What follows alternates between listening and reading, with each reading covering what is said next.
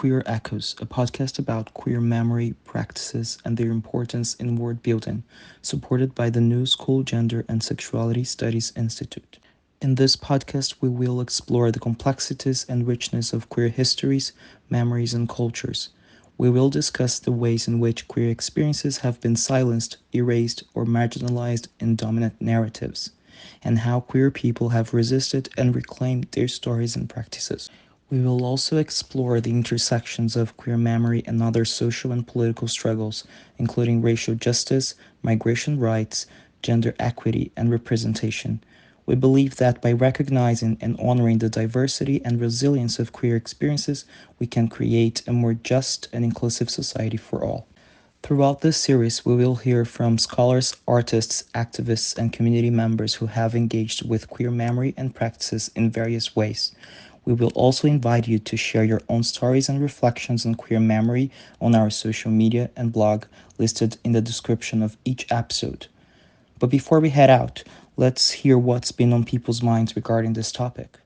So, thinking of my first queer memory, that would be my mom's friend. I don't even remember his name, but I do remember that picture that she took of him when we were just like moving from one house to another and they were planting flowers at our place. So this visual image that I remember, it's a really really beautiful photo. It is him sitting on a bench and just doing some sort of pose, I would say, and looking. He was dressed in a jean short and a purple t-shirt and wearing some Ray-Bans and just looking gorgeous and somehow laughing of who was looking at him. So like this glance and this behavior, like fearless, unapologetic. It's just like probably like the first queer memory I have. And every now and then I get to there to think of queer memory. Here I understand queer memory as this some sort of ephemera as proposed by Jose Esteban Munoz, like these different ephemera that we grasp. Sometimes we get in touch with them, and in other times like they just appear and disappear. So yeah, like that's my conception also of queer memory as well. This idea of fragmentation, but not in a bad way, in a fearless and also powerful way. My first queer memory is very gay. I don't know if you used to watch um, Mexican soap operas. There's this one that used to be called Ruby. My first queer memory is of me having a dream about her and me. I was literally, how old was I? I was like 10. How can we queer memories? What does that mean? What is what is queer memory for you? I feel like I need you to explain to me. Maybe I might not be understanding these questions correctly. My very first queer memory has to be at family gatherings when I would dance. At the time, I was absolutely obsessed with an Egyptian actress, singer, and dancer called Shirihan. I would wrap a shawl around my shoulders and sway my hips, eyes wide open and lips slightly parted. My mom would look at me and go, "There he goes, thinking he's Shirihan."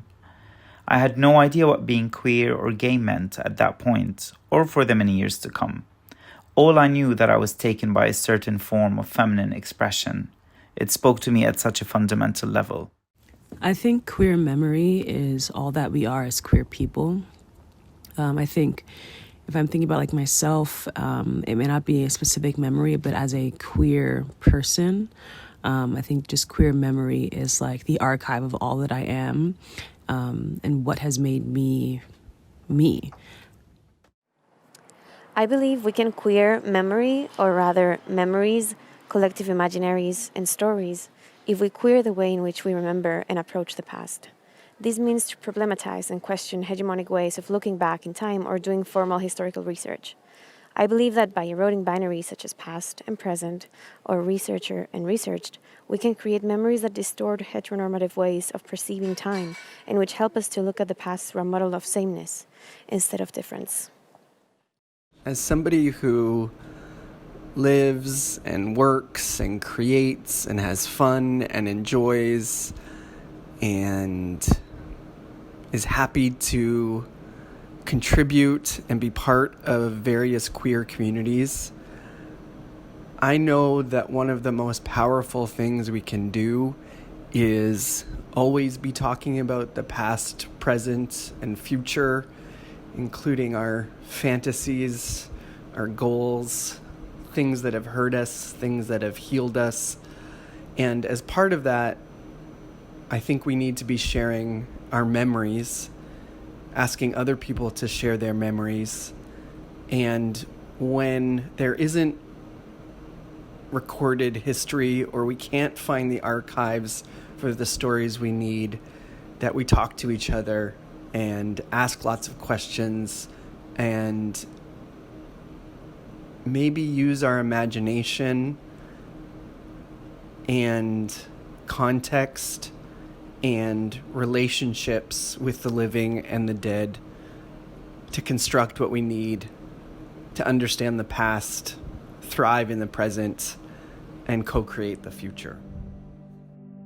Thank you for joining us on this journey of discovery and celebration. Let's begin.